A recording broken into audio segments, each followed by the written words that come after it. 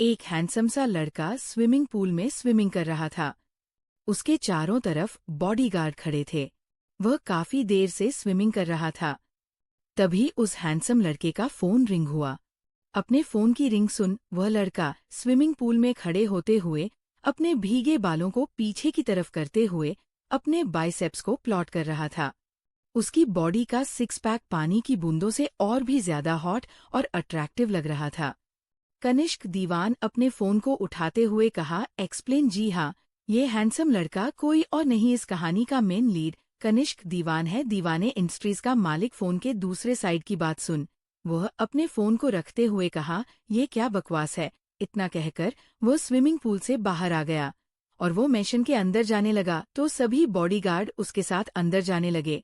अपने पीछे बॉडीगार्ड को आते देख कनिष्क दीवान रुक गया तो सभी बॉडीगार्ड भी रुक गए। वह फिर एकदम चला और सभी बॉडीगार्ड फिर से उसके पीछे चले। कनिष्क दीवान फिर से रुक गया और बॉडीगार्ड उसके पीछे रुक गए। कनिष्क अपने बॉडीगार्ड की तरफ पलटकर अपने गुस्से भरी आवाज में कहा, रुक क्यों गए? चलो, तुम सबका दिमाग खराब हो गया है क्या? अगर तुम सब इसी तरह मेरे साथ चलने वाले हो तो चलो मेरे साथ। बाथरूम में मुझे नहला देना, मेरे साथ बाथरूम भी कर लेना। कनिष्क की बात सुन सभी बॉडीगार्ड ने अपनी नजरें नीचे कर धीरे से कहा, सॉरी सर। कनिष्क ने अपने बॉडीगार्ड से कहा, सॉरी माय फुट। इतना कहकर कनिष्क वहां से अपनी मेशन के अंदर चला गया। दूसरी तरफ शिमला के एक छोटे से गांव में बहुत ही ज्यादा चहल पहल थी। ऐसा लग रहा था यहाँ किसी की शादी है। तो वहीं एक छोटे से घर में एक लड़की को दुल्हन की तरह सजाया जा रहा था। उस लड़की के चेहरे पर कोई भाव नहीं था, लेकिन उसकी काली आंखों में आंसू थी, जो कब से बाहर आना चाहती थी। उस लड़की को सजाते हुए दूसरी लड़की ने कहा, तुम्हें यहाँ से चले जाना चाहिए। वह तुमसे 20 साल का बड़ा है और वह एक गुंडा भी है।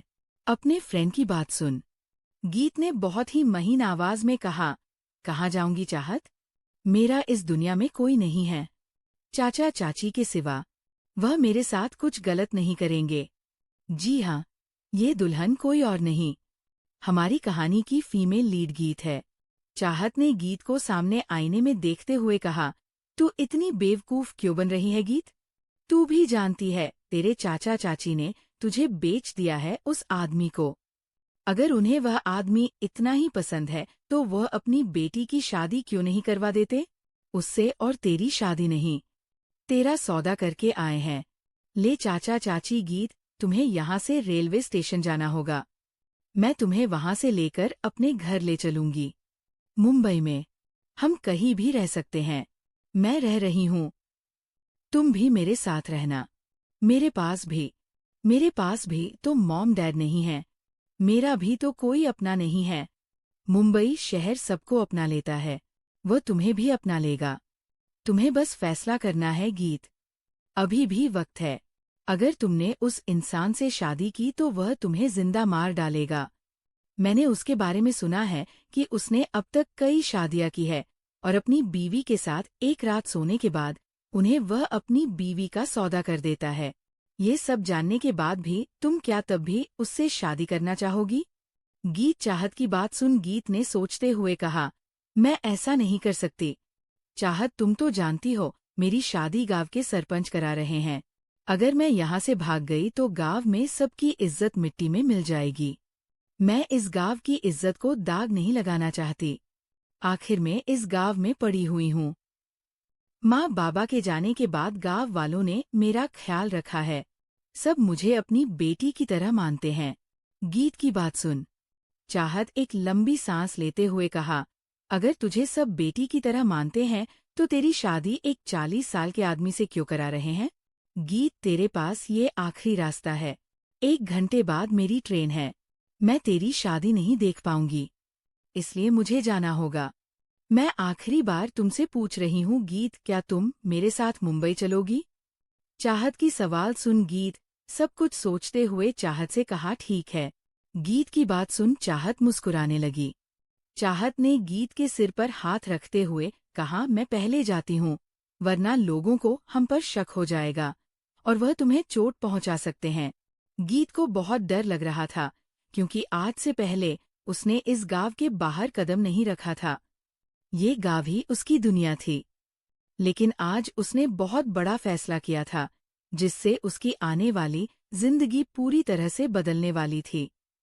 चाहत वहां से चली गई। गीत खुद को आईने में देखते हुए खुद से पूछा, मैं जो करने जा रही हूँ वह सही है? मेरा दिल जानता है, चाचू चाची मुझसे प्यार नहीं करते।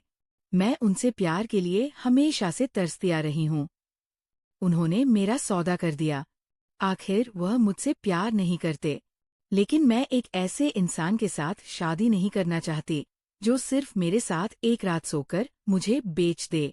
मैं एक नॉर्मली जिंदगी जीना चाहती हूँ, जिसमें मेरा पति मुझसे प्यार करे, हमारा छोटा सा घर हो और हमारे बच्चे हो। चाहत वहां से जा चुकी थी। गीत खुद को आईने में देखते हुए कहा, मुझे माफ कर दीजिएगा चाचा चाची, क्योंकि मैं ये शादी नहीं करना चाहती। इतना कहकर गीत उस घर के पीछे वाले दरवाजे से निकल गई। गीत के भागने का सच सबको पता चल गया था और गांव के सरपंच ने अपने आदमियों से कहकर गीत को ढूंढकर लाने का आर्डर दे दिया था। गांव के सरपंच ने ये भी कहा था कि गीत के मिलने के बाद गीत को जान से मार दिया जाएगा, क्योंकि उसने गांव की इज्जत को मिट्टी में मिलाने की कोशिश की है। सरपंच के आदमी गीत को पागल कुत्ते की तरह ढूंढ रहे थे और आखिरकार सरपंच के आदमियों को गीत मिल गई थी। उस गांव में जहां कुछ वक्त पहले सबके होठों पर मुस्कुराहट थी, नाच गाना हो रहा था, वहां सभी खामोश खड़े थे और उनकी आंखों में सिर्फ गुस्सा था। दो आदमियों ने गीत को पकड़कर गीत के चाचा के सामने खड़ा कर दिया। गीत के चाचा ने गीत को देखते हुए जोरदार थप्पड़ गीत के गाल पर मारते हुए कहा, तुम्हारी परवरिश की, तुम्हें छोटे से बड़ा किया, तुम्हें अपनी बेटी की तरह प्यार किया, और तुमने हमारे साथ क्या किया? हमारी इज्जत को इस गांव में बदनाम कर दिया। गीत इस वक्त दुल्हन के जोड़े में थी। उसकी आंखों में आंसू था। गीत ने अपने चाची चाची को देखते हुए कहा, मुझे माफ कर दीजिएगा, लेकिन मैं ये शादी नहीं करना चाहती। गीत अपनी बात पूरी करती, उससे पहले चाची ने दूसरा थप्पड़ मारते हुए कहा, आखिर तुम ये शादी क्यों नहीं करना चाहती? क्या खराबी है इसमें? क्या तुम किसी और से प्यार करती हो? गीत के पास खुद को बचाने का कोई रास्ता नहीं था। तभी सरपंच जी ने आगे आकर कहा, अब ये शादी नहीं होगी, और गीत तुम जानती हो ना कि गांव की इज्जत के साथ खेलना कितना बड़ा गुनाह है। तुम जानती थी ना कि अगर तुम ऐसा करोगी और पकड़ी जाओगी तो तुम्हारी जान ले ली जाएगी। गीत डर से कांप रही थी। गीत ने डरते हुए कहा, मैं ये शादी नहीं करना चाहती। तभी उस 40 साल के आदमी ने आकर कहा, आखिर तुम मुझसे शादी क्यों नहीं करना चाहती? क्या खराबी है मुझमें? अच्छा दिखता हूँ, पैसे वाला हूँ, और मैंने तुम्हारी कीमत भी अदा की है। अगर तुम मुझसे शादी नहीं करोगी तो तुम्हारे पास दूसरा रास्ता है, मौत। या तो मुझसे शादी करो या मौत को गले लगा लो।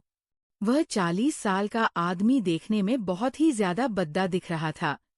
उसके दांत पूरे लाल थे। गीत के हाथों को बांधकर गीत को घुटनों के बल बैठाकर जैसे ही गीत को जलाने को हुए, तभी एक कोल्ड आवाज आई। ये क्या तमाशा हो रहा है? उस आवाज को सुनते ही जब सबने पीछे देखा तो कनिष्क दीवान अपनी कार के बोल पर टेक लगाए खड़ा था। उसके चेहरे पर इस वक्त कोई कनिष्क दीवान को देख गांव की सभी लड़कियों उसे देखती रह गई। गीत की आंखों में आंसू गिर रहा था। कनिष्क दीवान ने उन सभी को देखते हुए कहा, तुम सब ये क्या कह रहे हो? जानते हो इसकी क्या सजा हो सकती है? तुम एक जिंदा लड़की को जलाने जा रहे थे। तुम लोग संकी हो क्या? कनिष्क दीवान की बात सुन गांव के सरपंच ने कनिष्क से कहा, कौन है तू और तू हमारे मामले में कैसे बोल रहा है? देख छोड़े, तू मुझे यहाँ का नहीं लगता।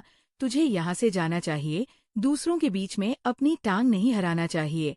उस सरपंच के बाद अपने स्लिप को फोल्ड करते हुए कहा, एटीट्यूड के साथ अपनी कार की बोनेट पर बैठते हुए कहा, मैं यहाँ अपने डैड के फ्रेंड की बेटी की शादी अटेंड करने आया हूँ, और वो शादी अटेंड किए बगैर नहीं जा सकता। अगर इतनी प्रॉब्लम थी तो इनवाइट नहीं करना चाहिए था ना। और दूसरी बात, मुझे पसंद नहीं। कोई मुझसे इस तरह बात करे तो थोड़ा संभल कर बात करो, क्योंकि अगर मेरा दिमाग सटका तो मैं भी भूल जाऊंगा कि आप बड़े हैं और मैं आपसे छोटा हूँ। कनिष्क की बात सुन गांव के सरपंच ने कहा, अब वो शादी नहीं होगी, क्योंकि उस लड़की ने अपनी शादी से भागकर इस गांव की इज्जत को मिट्टी में मिला दिए। अब उस लड़की को जान से मार दिया जाएगा। सरपंच की बात सुन कनिष्क ने अपने मन में कहा, यह क्या बकवास है डैड, आप जानते हैं कि मुझे लड़कियों से कितनी चिढ़न होती है, लेकिन फिर भी मुझे ऐसी जगह भेजा जहां एक लड़की को जलाया जा रहा है। मैं अपने बॉडीगार्ड को आज नहीं लेकर आया। ये गांव वाले तो पूरे के पूरे पागल दिखते हैं। अगर डैड के फ्रेंड की बेटी को कुछ हुआ तो डैड मुझे कभी माफ नहीं करेंगे। ये सब सोचते हुए कनिष्क ने सरपंच से कहा, वह अपनी मर्जी से नहीं भागी थी। मैंने उसे कहा था कि वह मेरा इंतजार करे, क्योंकि मैं उससे प्यार करता हूँ। अब उसे मेरे साथ जाने दो। कनिष्क दीवान की बात सुन गीत अपनी लाल आंखों से जब पहली बार कनिष्क का चेहरा देखा तो देखती रही। तो वहीं जब कनिष्क ने गीत को देखा तो गीत में खौफ आ गया। गीत के चेहरे की मासूमियत देख वो अपनी पलकें झपकाना भी भूल गया, लेकिन फिर अपने माइंड को डाइवर्ट करते हुए कहा, तो क्या मैं इसे लेकर जाऊं? सरपंच कनिष्क को देखते हुए कहा, नहीं, अगर तुम्हें इसे यहाँ से लेकर जाना है तो तुम्हें इसके साथ शादी करनी होगी। मैं अपने गांव पर ये दाग लगने नहीं दे सकता कि इस गांव की एक लड़की भाग गई। सरपंच की बात सुन कनिष्क हैरान हो गया। वह किसी कीमत पर शादी नहीं करना चाहता था, लेकिन उसके पास कोई ऑप्शन भी नहीं था। वह अपने डैड को नाराज नहीं करना चाहता था, क्योंकि अपने डैड से बहुत प्यार करता था। कनिष्क ने कुछ सोचते हुए कहा, ठीक है। गीत ने भी कुछ नहीं कहा, क्योंकि उसके पास भी कोई रास्ता नहीं था। उसने एक अनजान लड़के से शादी करने का फैसला ले लिया था। दोनों की शादी पूरे रीति रिवाज से हो रही थी। कनिष्क ने बेमन से शादी की। उन दोनों की शादी कंप्लीट हो गई थी। गीत और कनिष्क शादी के मंडप पर खड़े थे। गीत की चाची और चाचा ने गीत से कहा, दोबारा यहाँ लौटकर मत आना, आज से तुम हमारे लिए मर चुके हो। गीत के चाचा चाची की बात सुन कनिष्क गीत को देख रहा था, लेकिन गीत के चेहरे पर इस वक्त कोई भाव नहीं था। गीत की चाची ने कहा, तुमने हमारा बहुत बड़ा नुकसान किया है, मैं तुम्हें कभी माफ नहीं करूंगी। गीत को खामोशी से सुनते देखकर कनिष्क को गुस्सा आ रहा था। कनिष्क गीत के सामने खड़े होते हुए गीत के चाची से कहा, तमीज से बात करो, वह अब मेरी बीवी है और कौन से नुकसान की बात कर रही हो तुम? कनिष्क के ऐसे बात करने से गीत की चाची डर गई। आज पहली बार किसी इंसान को अपनी साइड लेते देख और अपने लिए लड़ते देख गीत को बहुत खुशी हो रही थी। उसे ऐसा लग रहा था कि उसके सपनों का राजकुमार उसे मिल गया है। गीत की चाची ने कनिष्क से कहा, हमें इसकी कीमत चाहिए, तभी तुम इसे यहाँ से लेकर जा सकते हो, वरना मैं इसे यहीं मरवा दूंगी। कनिष्क ने गीत के चाची को देखते हुए कहा, तुम सभी औरत जातात एक ही जैसी होती हो। पैसों के पीछे भागना तुम्हें शर्म नहीं आ रही? अपनी बेटी की कीमत मांग रही हो मुझसे? गीत की चाची ने कहा, वह मेरी बेटी नहीं है। मेरी जगह किसी ने और उसे बड़ा किया होता तो उसकी कीमत जरूर मांगता, तो मैंने कुछ गलत नहीं किया। इसके होने वाले पति ने मुझे इसकी कीमत दी थी 20 लाख, तो तुम इतनी आसानी से इसे नहीं ले जा सकते।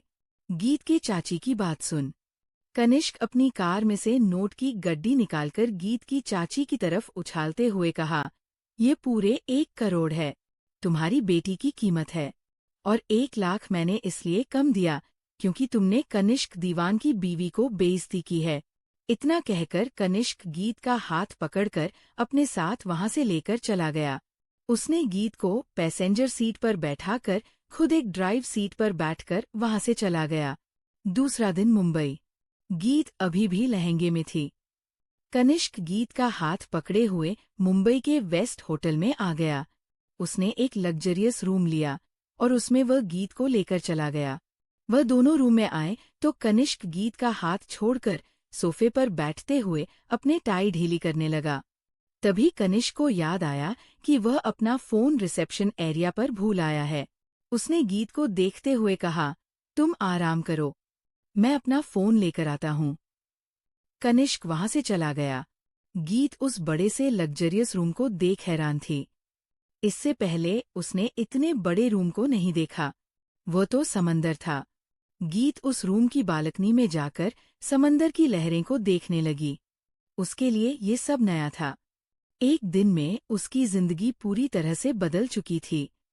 शाम का वक्त था। ठंडी हवाएं चल रही थी। 1 घंटे बाद गीत अभी भी उस बालकनी में खड़ी ठंडी हवाओं को अपने ही चेहरे पर महसूस कर रही थी कि तभी उस रूम का डोर ओपन हुआ और कनिष्क अपने हाथों में कुछ इम्पोर्टेंट फाइल लिए हुए अंदर आया। कनिष्क को आते देख गीत भी बालकनी से रूम में आ गई। कनिष्क सोफे पर बैठते हुए उस फाइल को टेबल पर रखते हुए गीत से कहा, इसमें तुम्हारे घर के पेपर है और मेरा एक कार्ड है जिसमें लगभग लाख है। मैं तुम्हें हर महीने इसमें पैसे ट्रांसफर करता रहूंगा। गीत को कनिष्क की बातें समझ में नहीं आ रही थी। वो कनिष्क को सावलिया नजरों से देख रहे थे। कनिष्क सोफे से उठते हुए गीत से कहा, पहली बात, कनिष्क दीवान को लड़कियां पसंद नहीं, और दूसरी बात, मैंने तुमसे शादी प्यार या किसी मकसद के लिए नहीं की थी। मैंने तुम्हारी जान बचाने के लिए तुमसे शादी की थी। मैंने तुम्हारी जान बचाई और तुम्हें उस छोटे से गांव से निकालकर इस मुंबई शहर में लाकर खड़ा कर दिया है। तुम जैसे के लिए ये बहुत बड़ी बात होगी। मैं तुम्हें ये सब इसलिए दे रहा हूँ क्योंकि तुमने मुझे अप्रोच नहीं किया। जो भी किया मैंने किया तो ये मेरी भरपाई है। और सबसे बड़ी बात, अगर तुम्हें किसी को ये बताया कि मेरी और तुम्हारी शादी हुई है तो मैं तुम्हारी जान ले लूंगा। गीत, जो अभी अपनी किस्मत पर खुश हो रही थी, कनिष्क की बात सुन उसे बहुत बड़ा शौक लग गया था। इतना कहकर कनिष्क ने गीत के गले में पहने मंगलसूत्र को एक झटके से तोड़ दिया, जिससे मंगलसूत्र की मूर्तियां जमीन पर बिखर गई। कनिष्क गीत को देखते हुए कहा, तुम्हें ये सब भी पहनने की जरूरत नहीं। तुम आज से आजाद हो और अपनी जिंदगी को जिस तरह चाहो उस तरह जी सकती हो। तुम्हें रोकने वाला कोई नहीं होगा। इतना कहकर कनिष्क वहां से जाने लगा तो गीत कनिष्क के हाथों को पकड़ते हुए कहा, कहाँ जा रहे हो आप? गीत के इस तरह अपने हाथ को पकड़ने से कनिष्क को गुस्सा आ गया। उसने चिल्लाते हुए कहा, हाउ आर यू? मेरा हाथ कैसे पकड़ा तुमने? मैंने कहा ना, मैंने सिर्फ तुम्हारी जान बचाने के लिए वह किया था, तो उसका एडवांटेज लेना बंद करो। कनिष्क के इस तरह चिल्लाने से गीत डर से पीछे हो गई। कनिष्क ने गीत के दोनों शोल्डर को कसकर पकड़ एक झटके से अपने करीब कर गीत की आंखों में देखते हुए I am not your husband, understand. इतना कहकर कनिष्क एक झटके से गीत को छोड़ दिया। कनिष्क के ऐसे छोड़ने से गीत जमीन पर गिर गई और कनिष्क उसे वहीं छोड़कर चला गया। गीत कनिष्क को जाते देखता रह गई। उसकी आंखों में आंसू थे। वह अपने मंगलसूत्र को मोतियों को देख रही थी। शाम से रात हो चुकी थी। गीत अभी भी उस होटल में थी। उसे अभी तक कुछ भी समझ में नहीं आया कि उसके साथ क्या हुआ। उसकी शादी हुई और फिर उसका पति उसे एक होटल के कमरे में छोड़कर चला भी गया। गीत के लिए यह एक बहुत बड़ा शौक था। वह खुद को संभालते हुए खड़ी हुई और उस फाइल को लेकर उस होटल से निकलकर बाहर आ गई। लेकिन जब वो बाहर आई तो चारों तरफ देख वह घबरा गई, क्योंकि ये शहर उसके लिए नया था। उसने आज तक शहर में कभी कदम नहीं रखा था। ऊंची ऊंची बिल्डिंग को देख उसे बहुत बेचैनी महसूस हो रही थी। उसे समझ नहीं आ रहा था कि वह किस तरफ जाए, क्योंकि उसके पास फोन भी नहीं था। गीत बेसुध सी चलने लगी। आते जाते लोग उसे लहंगे में देख हैरान थे, लेकिन गीत को किसी से फर्क नहीं पड़ रहा था, क्योंकि वो खुद भी होश में नहीं थी कि वह कहाँ जा रही है। ये पूरा सर उसके लिए अनजान था। कहाँ जाना, ये वो खुद भी नहीं जानती थी। वह चलते चलते बहुत दूर निकल आई थी, जहाँ भीड़ भी कम हो चुकी थी, जहाँ लोगों का आना जाना भी कम था। तो वही रोड के किनारे कुछ लफंगे लड़के बैठे शराब पी रहे थे। गीत को लहंगे की जोड़ी में देख वह लफंगे लड़के शराब की बोतल लिए हुए खड़े होकर, कहाँ जा रही हो? जाने मन उन लड़कों की नशे से भारी आवाज सुन गीत तेजी से चलने लगी। उसके पास फोन भी नहीं था कि वह किसी को फोन कर पाए। गीत जैसे ही आगे जाती कुछ लड़के गीत के सामने आकर खड़े होते हुए कहा, अरे जानेमन, कहाँ जा रही हो?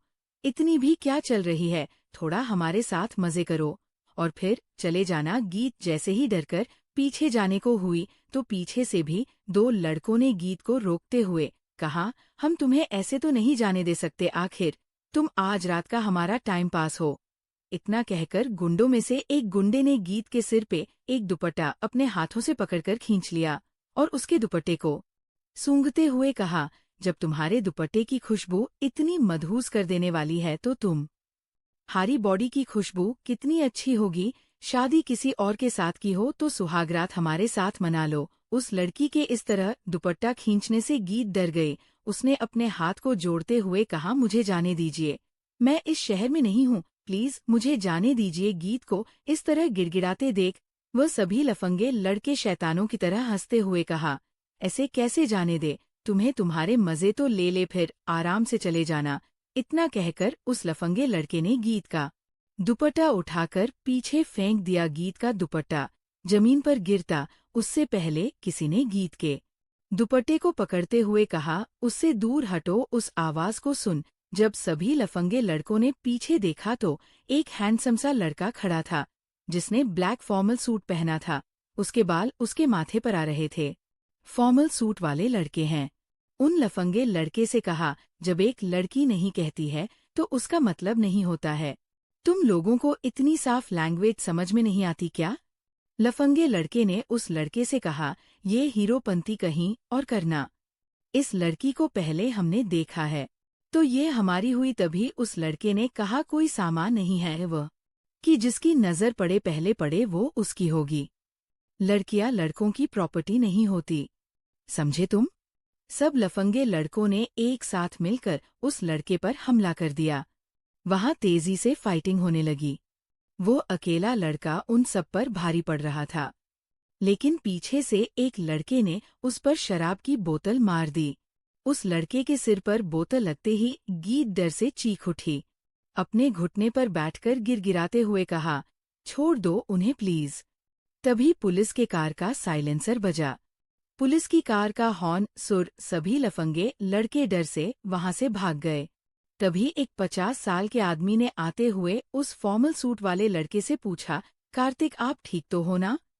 अर्नव अपने होठों के कोनों से निकल रहा खून को साफ करते हुए कहा, डैड मैं बिल्कुल ठीक हूँ। डैड? वह लड़की अर्नव जी जब गीत के पास गए तो गीत घुटने पर अपना सिर रखे बैठी कांप रही थी। वह दोनों ही गीत के पास जाकर गीत से पूछा, तुम ठीक हो ना? गीत ने अपना चेहरा उठाया तो अर्नव जी गीत को देख हैरान हो गए। अर्नव जी हैरानी से गीत को देखते हुए कहा, बेटा आप अपने सामने अपने डैड के दोस्त को देखकर गीत की आंखों से आंसू गिरने लगा। गीत को रोते देख अर्नव जी गीत को गले से लगाते हुए कहा, आप रो क्यों रहे हैं बेटा? कल तो आपकी शादी थी ना? गीत ने सिसकते हुए कहा, अंकल वह मुझे छोड़कर चले गए। गीत ने सारी कहानी बता दी थी। सारी बातें सुन अर्नव जी गीत को अपने सामने कर कहा, जो आपको छोड़कर चला गया है, आप उनके लिए ये आंसू क्यों बहा रही है? अगर उस बदतमीजी लड़के को आपको अपनी वाइफ नहीं माननी तो उसको आपसे शादी नहीं करना चाहिए थी।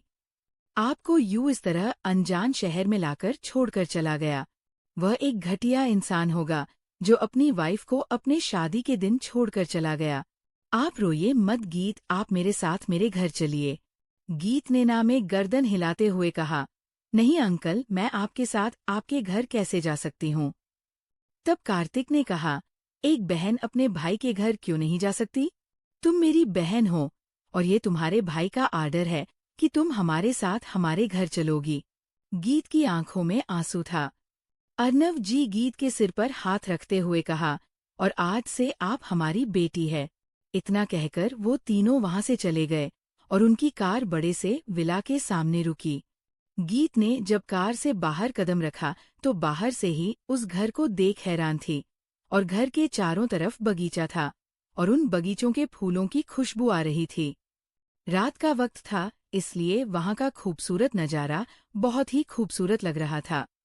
एक तरफ कार्तिक एक तरफ अर्नव जी दोनों ने गीत को साइड से हग करते हुए कहा, ये तुम्हारा घर है और तुम पूरे हक से इस घर में रह सकती हो। दोनों गीत को पकड़े हुए साथ में अंदर गए। गीत ने जब उस विला के अंदर कदम रखा तो वह उस विला को देखती रह गई। ओस मेंसन की थीम गोल्डन और वाइट थी। गीत उस विला को देख ही रही थी कि कार्तिक ने गीत से कहा, लेकिन एक बात हमेशा याद रखना, हम यहाँ 3 लोग रहते हैं। मैं, डैड और छोटे छोटे से थोड़ा दूर रहना। उसे लड़कियां पसंद नहीं हैं। वह रात के 11 बजे घर आता है और सुबह के 6 बजे ही चला जाता है। तो इतने टाइम के बीच तुम अपने रूम में ही रहना। कार्तिक की बात सुन गीत कार्तिक को अजीब नजरों से देख रही थी। तब कार्तिक ने कहा, छोटे को लड़कियां पसंद है। गीत को लगा कि कार्तिक किसी छोटे बच्चे की बात कर रहा है। अर्नव जी और कार्तिक गीत को एक रूम दिया और उसे आराम करने को कहकर वहां से चले गए। गीत उस बड़े से रूम को देखकर उसे होटल का रूम याद आ रहा था। गीत जब पीछे मुड़ी तो उसके सामने ड्रेसिंग मिरर था। खुद को आईने में देखती रह गई। उसके माथे पर सिंदूर था, लेकिन गले में मंगलसूत्र की जगह लाल निशान। ये निशान तब बना जब कनिष्क ने उसके गले से मंगलसूत्र खींच लिया था। आखिर ये छोटे कौन है? क्या गीत कनिष्क को बोलकर आगे बढ़ पाएगी? गीत अपने आप को लाल जोड़े में देखती रही। उसने अपने हाथों से अपने सिंदूर को टच करते हुए कहा, आप मुझे अपनी वाइफ नहीं मानते तो कोई बात नहीं, लेकिन आप हमेशा मेरे हस्बैंड रहेंगे। मैं आपसे नफरत भी नहीं कर सकती, क्योंकि आपने मुझसे वह भी हक छीन लिया। आपने मुझे बचाने के लिए मुझे सुहागन बनाकर छोड़ दिया। मैं आपको कभी माफ नहीं करूंगी। इतना कहकर गीत उस रूम में बने खिड़की के पास चली गई। उसकी आंखों में नींद नहीं थी। वो खिड़की के पास खड़ी चांद को देखते हुए कहा, मैं आपको जानती तक नहीं। आपका नाम भी मैं भूल गई। आपकी दी हुई चीज आपको वापस लौटानी है। मुझे आपके एहसानों की जरूरत नहीं है। मुझे गीत एक खुददार लड़की थी। वह अपनी प्रॉब्लम खुद सॉल्व करना जानती थी। गीत को उस चांद में अपने और कनिष्की की शादी दिख रही थी। दीवान इन द स्ट्रीज सभी एम्प्लॉय लजने से काम कर रहे थे। तभी एक सिक्योरिटी गार्ड ने आकर, हाँ बॉस आ रहे हैं। सिक्योरिटी गार्ड का इतना ही कहना कि सभी एम्प्लॉय एकदम सीधे तरीके से बैठकर लैपटॉप को ओपन कर काम करने लगे। इस वक्त रात के 8 बज रहे थे। कनिष्क दीवान ने ऑफिस में कदम रखा तो उसके लेफ्ट और राइट साइड में 2 लड़के थे। कनिष्क दीवान ने अपने कैबिन की तरफ जाते हुए कहा, मुझे मिस्टर कपूर की फाइल चाहिए और नोला वाला प्रोजेक्ट कैंसिल करो। हम वह प्रोजेक्ट नहीं करने वाले हैं। कनिष्क के राइट साइड वाले असिस्टेंट अमित ने कहा, सर, अगर हमने वह प्रोजेक्ट कैंसिल किया तो हमारा 1 करोड़ का नुकसान हो जाएगा। कनिष्क ने कहा, आई डोंट केयर। तभी एक एम्प्लॉई जमाई ले रहा था। उस एम्प्लॉई को जमाई लेते देख कनिष्क के कदम रुक गए। उसके राइट और लेफ्ट साइड के असिस्टेंट भी रुक गए। कनिष्क उस एम्प्लॉई को देखते हुए कहा, योर फायर। जिसे काम के वक्त नींद आती है, ऐसे एम्प्लॉई मेरी कंपनी को बर्बाद कर सकते हैं, और दीवान इंडस्ट्रीज को ऐसे एम्प्लॉई की जरूरत नहीं है। कल से अपनी ये शक्लें इस ऑफिस पे मत दिखाना। कनिष्क को ऑफिस के सेंटर में खड़े देख सभी एम्प्लॉई की सांस अटक गई थी। कितने एम्प्लॉई ने अपनी सांस रोककर खड़े थे। कनिष्क दीवान दिखने में जितना हैंडसम था, वो उतना ही ज्यादा रड भी था। उसकी कंपनी के वसूल थे कि एम्प्लॉई जब तक ऑफिस में रहे तब तक वह कोई अलग एक्टिविटी नहीं कर सकते हैं। ओनली ऑफिस का काम। उन्हें 1 घंटे का ब्रेक जो मिलता है उनमें वह घर पर कॉल कर सकते हैं, सो सकते हैं। एक्स्ट्रा दीवान इंडस्ट्रीज इतनी बड़ी थी कि उसे हैंडल करने के लिए 10 से ज्यादा लोग भी कम पड़ते हैं। इसलिए अर्नव जी ने दीवान इंडस्ट्रीज को 3 टाइम में डिवाइड किया था। 6 से 12 अर्नव जी ऑफिस में रहते थे। 12 से 6 तक कार्तिक ऑफिस में रहता था और 6 से 10 तक कनिष्क रहता था। एक एम्प्लॉई ने अपने दूसरे एम्प्लॉई से धीरे से कहा, इतना जल्लाद है, पता नहीं इसकी बेबी कैसे इसे हैंडल करेगी। मुझे तो नहीं लगता ये कभी शादी भी करेगा। अरे गलती से शादी भी कर ली तो अपनी सुहागरात रात के दिन ही ऑर्डर देगा। अगर सोई तो डिवोर्स दे दूंगा। ये एम्प्लॉई एक नई एम्प्लॉई थी जिसे कार्तिक ने आज सुबह ही अपॉइंट किया था। इसलिए वो नहीं जानती थी कि कनिष्क के दीवान का कान बहुत ही ज्यादा तेज है। दूसरे एम्प्लॉई ने उस लड़की से कहा, बकवास बंद करो, ऑफिस में बात करना मना है। उस लड़की ने कहा, तुम सबको नहीं लगता ये ऑफिस कम जेल ज्यादा लगता है, और ये हमारे साथ ऐसे पेश आ रहा है जैसे ये हमारा जेलर है और हम इसके कैदी। दूसरा एम्प्लॉई कुछ कहता उससे पहले कनिष्क ने एक जोरदार आवाज में कहा, जस्ट सेटअप। कनिष्क के इस तरह चिल्लाने से सभी एम्प्लॉई डर गए। कनिष्क उस गर्ल एम्प्लॉई के पास आकर उस गर्ल एम्प्लॉई से कहा, स्टैंड अप। कनिष्क की गुस्से भरी आवाज सुन लड़की डर से अपनी चेयर पर खड़ी हो गई। कनिष्क अपने हैंड को क्रॉस करते हुए उस लड़की की टेबल पर बैठते हुए उस लड़की के चेहरे को देखते हुए उस लड़की से कहा, मेरी आंखों में देखो। वो लड़की डर से अपनी नजरें नीचे किए हुए खड़ी रही। तो कनिष्क ने उस लड़की से कहा, तुम्हें जानना था ना कि मैं अपनी सुहागरात पर क्या करने वाला हूँ? तो चलो मैं तुम्हारे साथ अपनी पहली सुहागरात मनाता हूँ। एक्सपीरियंस करना मैं तुम्हारे साथ कैसा हूँ। फिर आकर पूरे एम्प्लॉई को भी बताना कि मैं तुम्हारे साथ कैसा रहा। कनिष्क के इस तरह बेइज्जत करने से उस लड़की की आंखों में आंसू आ गए। तो सभी एम्प्लॉई ने अपनी नजरें नीचे कर एक साथ कहा, सॉरी सर। कनिष्क सबकी तरफ देखते हुए कहा, सॉरी माय फुट। कनिष्क दीवान को सॉरी शब्द सुनना पसंद नहीं है। अंडरस्टैंड, और तुम यहाँ काम करने आती हो, लोगों की सुहागरात पर रिव्यू देने नहीं आती। मिस, कल से ही तुम दोनों एम्प्लॉई अपनी ये शक्ल कभी मुझे मत दिखाना। अगर दोबारा ये शक्ल मुझे तुम दोनों की दिखी तो मैं तुम लोगों को ब्लैक लिस्ट कर दूंगा, जिससे तुम दोनों को कहीं जॉब नहीं मिलेगी। अंडरस्टैंड? You my leave. उन दोनों एम्प्लॉई की आंखों में आंसू था। वह यहाँ से नहीं जाना चाहते थे क्योंकि यहाँ की सैलरी बाकी कंपनियों से 3 गुना ज्यादा थी। दोनों एम्प्लॉई कनिष्क के सामने आकर अपने घुटने पर बैठते हुए कहा, प्लीज सर, हमें इस जॉब से मत निकालिए, हमें इस जॉब की बहुत जरूरत है। कनिष्क ने रूडली कहा, और मुझे तुम जैसे एम्प्लॉई की जरूरत नहीं है। इतना कहकर कनिष्क को वहां से चला गया। सभी एम्प्लॉई ने एक गहरी सांस ली और खुद को सेफ महसूस कर खुश हो रहे थे। लेकिन वह दोनों एम्प्लॉई बिल्कुल ही खामोश थे। वह दोनों भी ऑफिस से बाहर चले गए।